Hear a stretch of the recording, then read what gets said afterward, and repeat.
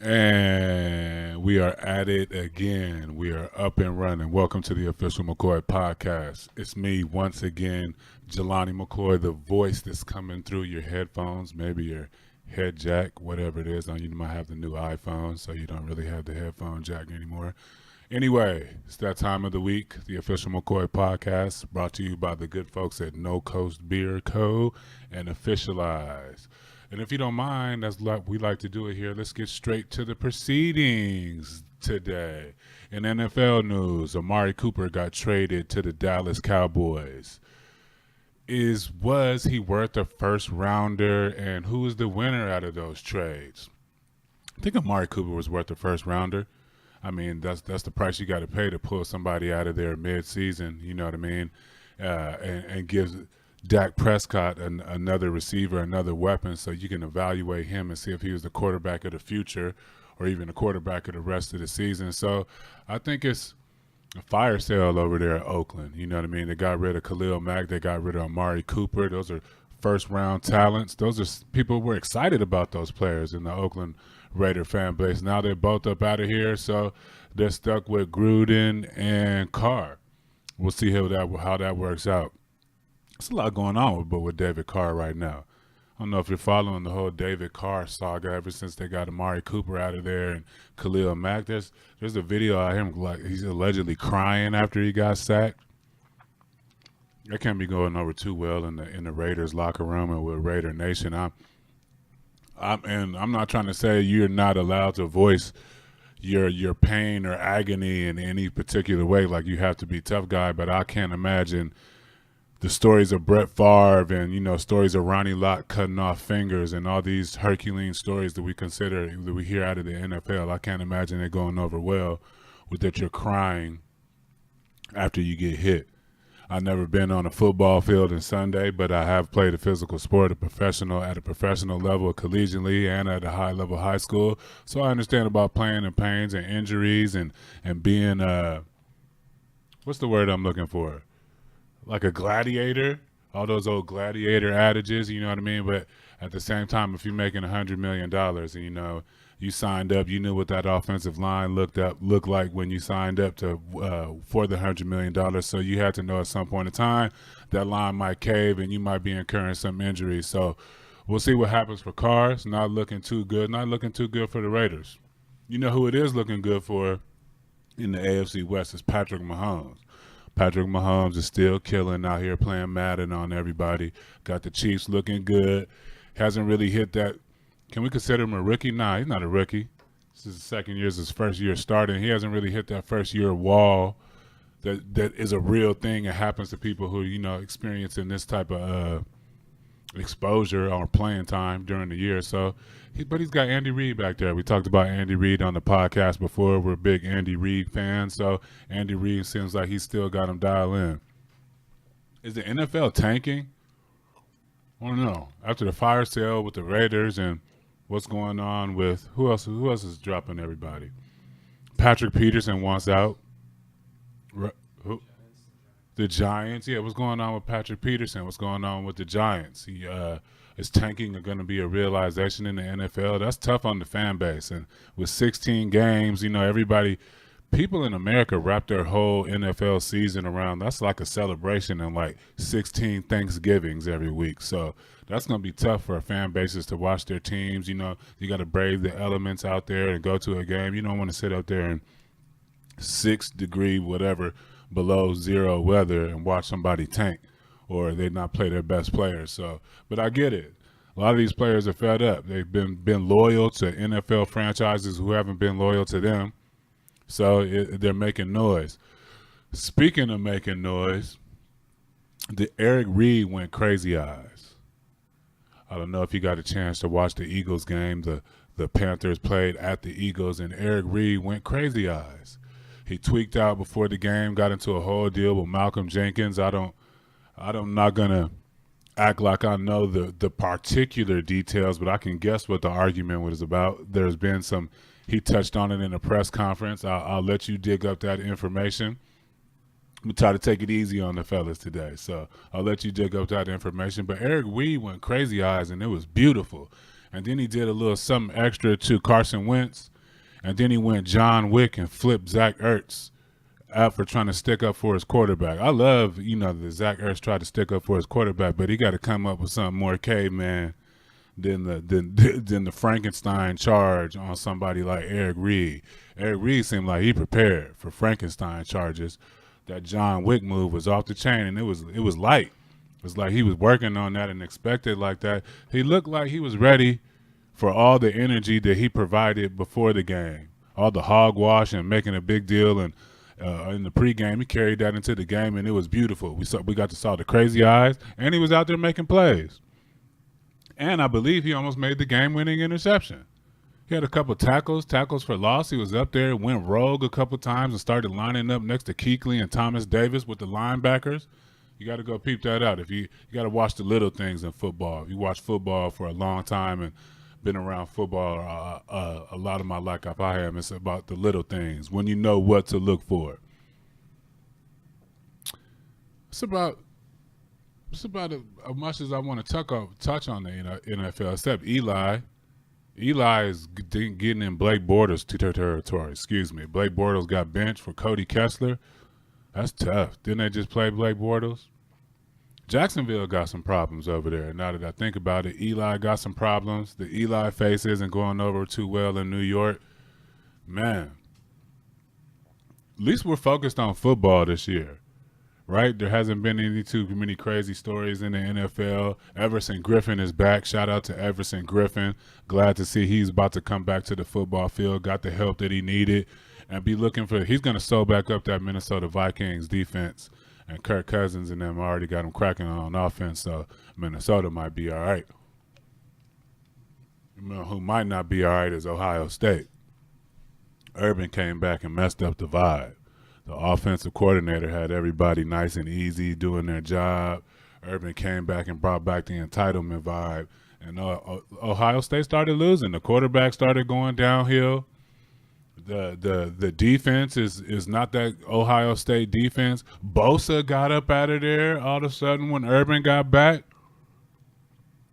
Don't blame me. You just got to follow the clues. You got to follow the trails. If you follow sports and you were really a sports head, you got to follow the clues. Urban comes back. They squeaked out one. Then they lost one. And then people started leaving campus to concentrate on the NFL.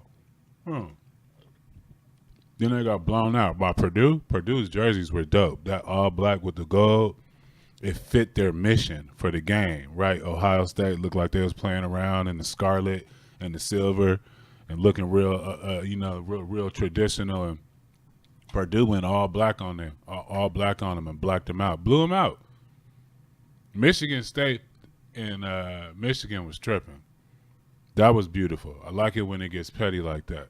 I like the fact that the Michigan players didn't want to move. Yeah. I like that. What is a rivalry for? What is an interstate rivalry for? What trophy do they play for? The Bunyan? One of those trophies. You got to look it up. They all play for trophies. I don't know if you know that they exchange trophies every year. They got weird names for the trophies. Some of the trophies are actually very creative. But, yeah, man.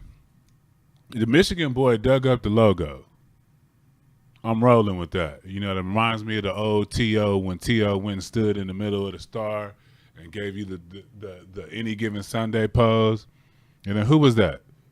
Who was the safety? He's on television now. Was that Woodson that came over there and hit him out of the middle of the star? And Emmitt Smith and one of the safety. It might be Woodson, who's on NFL Countdown and ESPN and all that good stuff. Also a part of the Aqib Talib manifestation piece. An officialized original. See how that works out? We're like Kevin Bacon. We're not too far removed from what's going on if you do your research and follow the clues, like I said. Anyway, I digressed again, and I went off into a different place. What was I talking about? Yes, the Michigan State, Michigan debacle. It's good for the rivalry. Harbaugh called the thing Bush League.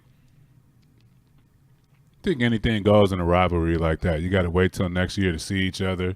It's going to be people graduating. The teams are going to be changing. Coaches could be changing. You never know. So I think you got to go all out in a rivalry. They call Harbaugh going out to Florida and doing combines Bush League.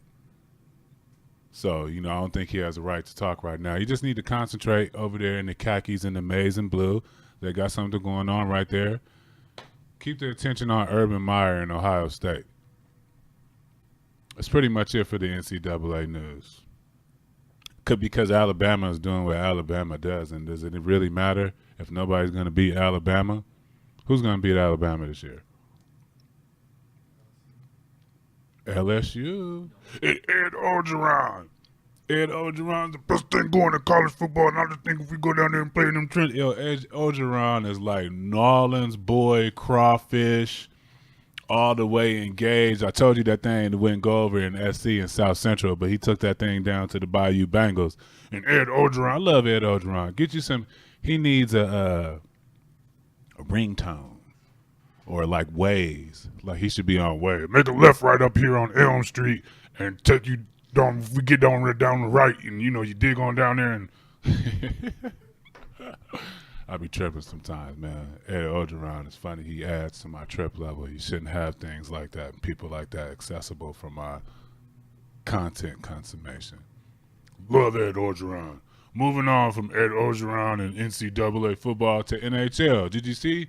This is weird. I like Sidney Crosby, though, because Sidney Crosby's been dope for a long time. And like, they've been trying to do Sidney dirty. He had the concussion issues, right? They be trying, once they catch up to Sidney, because he's so nice with it, you know what I mean? Once they catch up to him, they mistreat him. They throw him, and, you know, they give him a lot of he's been concussed a lot, and he always comes back mid-season and ends up one of the scoring leaders. So, peep the Sidney Crosby goal. To the forehand. Watched by Strome, has been out here a long time. Crosby from the corner, twisting and turning, inside out, beautiful move, trying to get the shot off, he holds, he shoots, he scores! Absolutely brilliant goal! It's pretty dope.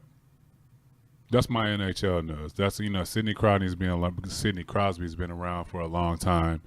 He deserves to be highlighted for that goal. We don't know how many goals we're going to get, more goals we can get out of Sidney Crosby, so let's celebrate him.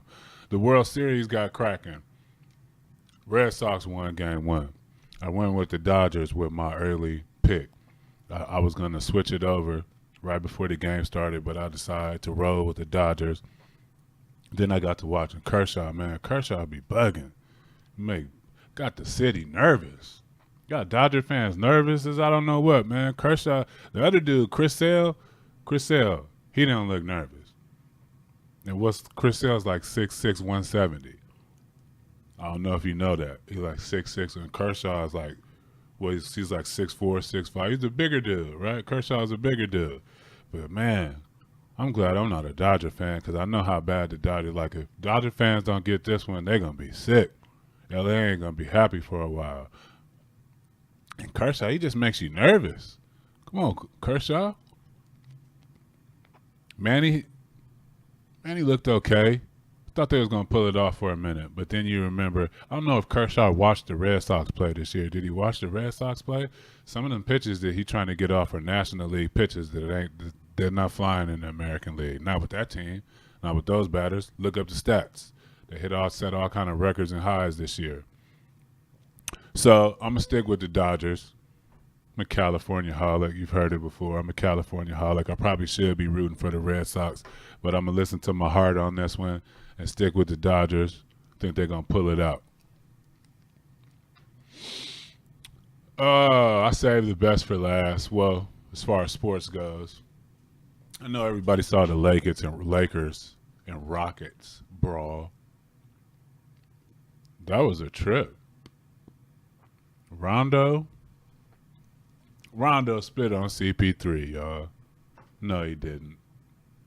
Did Rondo spit on CP3, y'all? He gleeked. That was an old school gleek. Shout out to my man Chris Johnson, who refreshed my memory with that term. You remember the gleek? Are you millennials gleeking? The gleek is still around. It's timeless, right? It's like a young man thing. When you learn the gleek and spit, you know you're making it. You know what I mean? It's gross, but it is what it is. Rondo said he was exacerbated. Damn, that was a good word, Rondo. Y'all didn't think Rondo knew what exacerbated meant. You should be ashamed of yourselves. I was proud of him. That's a 10-pointer. He says he was exacerbated. You know when you get exacerbated and when you're playing sports and you're trying to scream and your emotions high, a little bit of saliva leaves your mouth. Or he could have spit on CP3. But he said if he would have spit, then he would have been ready for whatever's next. And if you look at the video, he's kind of just, he don't look like he's being aggressive or looking for no smoke. So did he spit? I don't know. Why they spitting on CP3? Why is CP3 taking so much heat? Big Baby said something about CP3. Ryan Harlan said something about CP3. Not entirely negative. He just said something about him. And there's a lot of people that play with him. That's tough. And you can't really speak out on CP3 like that either because he's the president of the Players Association. He's LeBron James' best friend. It was evident by LeBron pulling him out of that scuffle, that mayhem. It's two rich people leaving the scene. We ain't got no time for this. We make too much bread. We got to get up out of here, CP. It's weird. You know I like to say it's weird. It's weird. I don't know why they spitting on CP3 like that. Then he Three Stooged them. Came back with the Three Stooge. If somebody spit on you, are you coming back with the Three Stooge punch? Finger jab? Nah, I can't believe that. You don't even have to be no real aggressive dude like that to, respond with the Three Stooge poke if somebody spits on you. I don't know, man. Y'all look into it. The suspensions came out. Ingram got 4 games. Rondo got 3 games. And CP3 got 2. Didn't he fire on somebody? I thought he punched somebody. I mean, Ingram missed, and he got 4 games. Is it because he missed? So if he would have connected, he would have got his games down cut a little bit. Why CP3 only get 2 games? And then he had a story right away. This is just information that was out there. Y'all watched the game. CP3 story was up before anybody's story was up. Come on, man. Stop abusing your privileges. It's a sense of entitlement. Y'all know we can't go back at CP3 like that and really talk about him how you want to. Man, something going on with CP3. He got to win a couple playoff games. I know he likes to win, and I'm for all that. I know he drives people crazy because he wants to win, but he don't end up winning. And then he get hurt, overexerting himself in the playoffs, and he pulls his hamstring and stuff. He got to get that thing under control and get it back together, man. Everybody wants to win. You know what I mean? He got to work on his communication skills, maybe. I don't know. It's crazy, transitioning to Joel Embiid flopping on Drummond. This is a thing. They be going at it. This is like the last 2 big dudes in the NBA. These dudes are like dinosaurs. So they've been going at it for a minute. I like their petty social media beefs too. Hey, but Drummond plays them well. Don't let Joel's tweets and posts fool you. Drummond does a good job on playing Embiid one-on-one. He don't be getting no help. Did you notice that? You know how hard it is to guard somebody on the post with skills right in front of the basket with one-on-one with no double coverage? It's impossible. And you can't touch anybody on defense now. It's a foul, even if you think about playing defense. I like Andre Drummond. He just does what he does. He stays around the rim. He is who he is. He don't get up and caught up in all the Joel Embiid mess. Good player. Joel Embiid is a good player. He's good for basketball and sports. He just wears Under Armours. That's a crazy transition from Adidas to Under Armours. NBA is scoring a lot of buckets this year. Draymond said defense is not a priority. LeBron said you can't touch anybody. Defense has changed, man. I played in the 90s, dog, when there was hand checking. Look, Google hand check. Get you a reference and some video for hand checking where they could literally come up and like squeeze the side of your thigh and like turn you and manipulate you when you dribble the ball up the court. Derek Harper, Gary Payton, do your research. Them are some real guards. That's the only thing that keeps Mike a little bit out of the reach at a LeBron for the GOAT talk is because he had to deal with the hand check. You can't touch anybody below the free throw line in the NBA nowadays. It's just a rule. As soon as they catch your hand touching somebody below the free throw line, it's a foul. Look at the old videos. Look at the Sedale Threats and Nick Van Exel videos when you really had to bring the ball up the court and they was turning you 94 feet before you even started the offense. Now you can't do nothing with anybody. You can hit up ahead. They got big dudes starting the offense. I love it. Love it for the big fellas. We getting a chance to express ourselves away from the basket, but I missed the defense. Remember the no layup rule? There was a no layup rule when I played. Not for like a rival, like for the season. Used to get fined for giving up like free layups, and that's like could be coming through the team and don't even coming through the organization. That's just coming through the veteran players. There was a no layup rule. Like you actually had to earn a dunk in the 90s. All those 90 dunks that you saw from Scottie Pippen, Michael Jordan, those are violent dunks. Sean Kemp, you got Sean Kemp footage? When you had to earn it and the whole seed-in part when you went through the lane, there was a no layup rule. Check your Knicks, your Pistons files. Even the Lakers were physical. So the game has changed. The scoring is up. It's beautiful. They're selling more tickets. It's more pleasing, I guess, on the eye.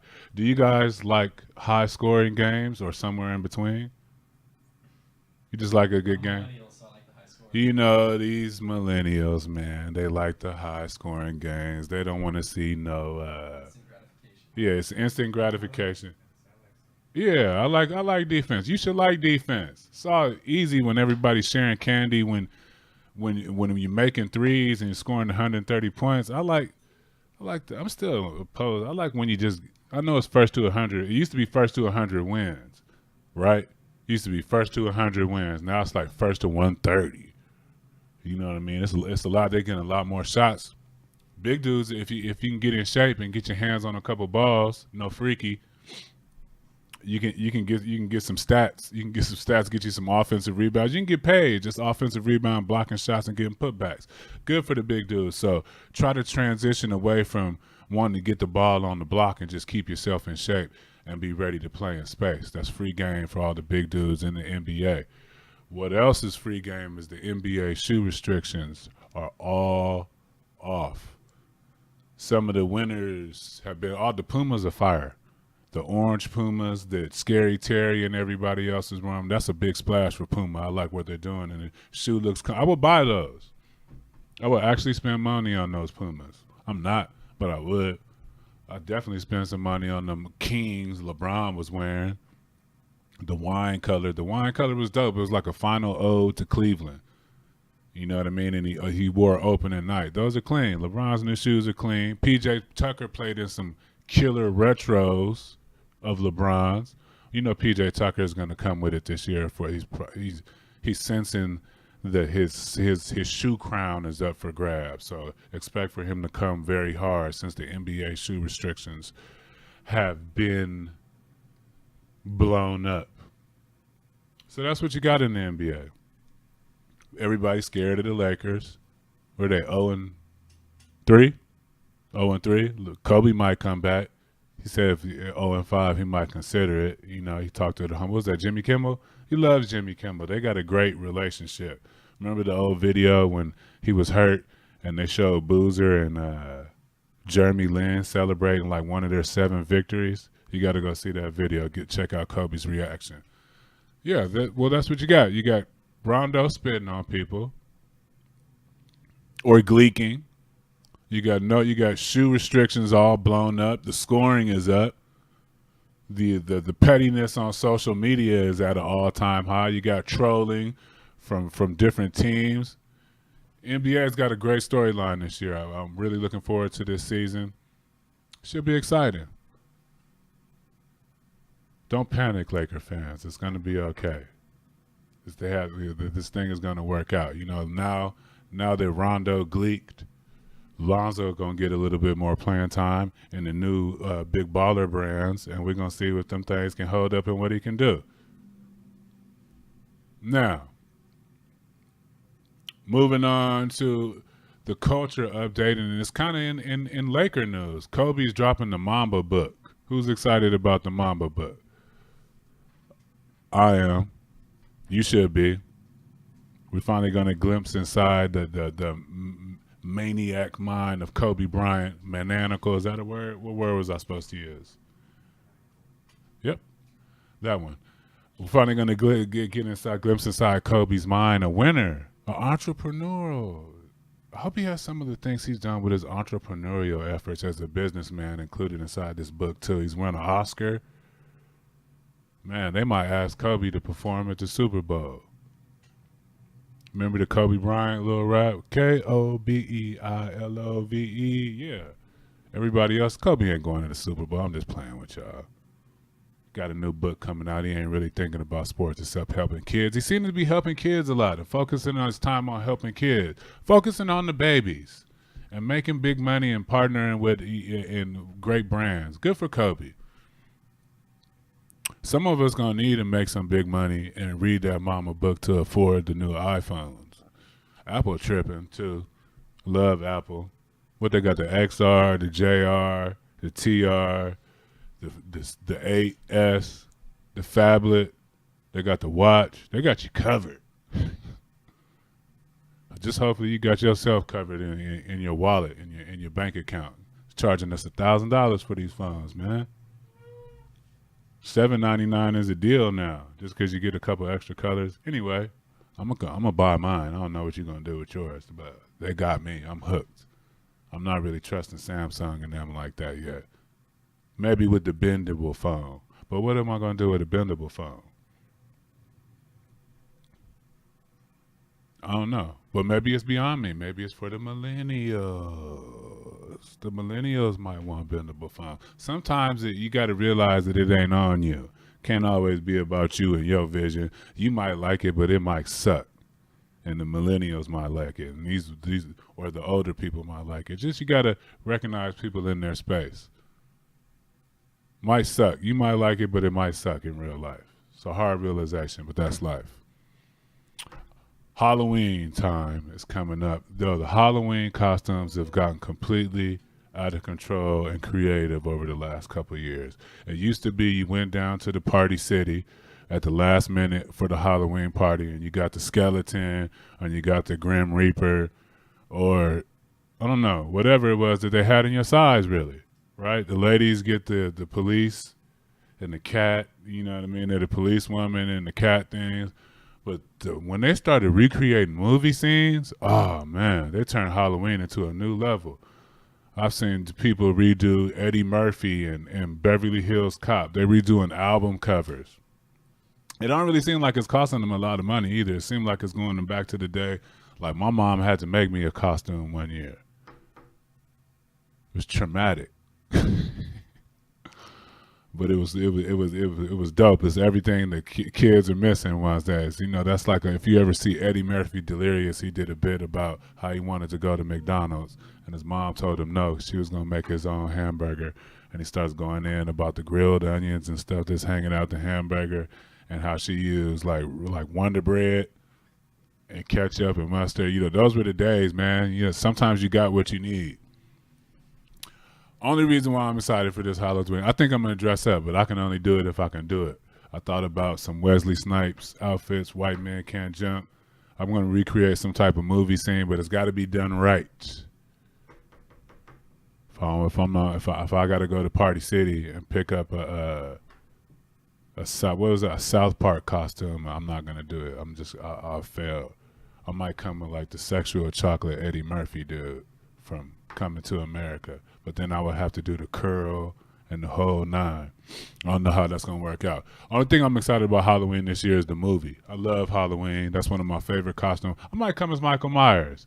Actually, I'm back, Party City. You're going to get my little $20, $30. I'm going to come fall through there and come get me a Michael Myers costume. Because Michael Myers is back. They done brought back Jamie Lee Curtis, who everybody crushed on if you were alive back in those days. These millennials, they don't know nothing about no Michael Myers.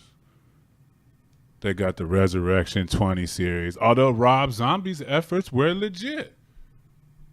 But I don't even think they was up on the Rob Zombie efforts. Millennials, have you seen Rob Zombie's Halloween?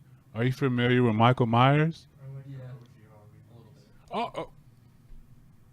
We got one guy in here said he likes the OG Halloween movies. Kudos. Not surprising. Griffin says he's a little bit. I've heard of it, never seen it. He's heard of it, never seen it. Well, you should go see the new one. We all should. Michael Myers is back. I heard it's good. I'm going to go see it. The OG Jamie Lee Curtis is back. Don't go watch the one with LL Cool J, though. It might throw you off of the franchise a little bit. But Rob Zombie had resurrected it from that. But go peep it out. Halloween is out.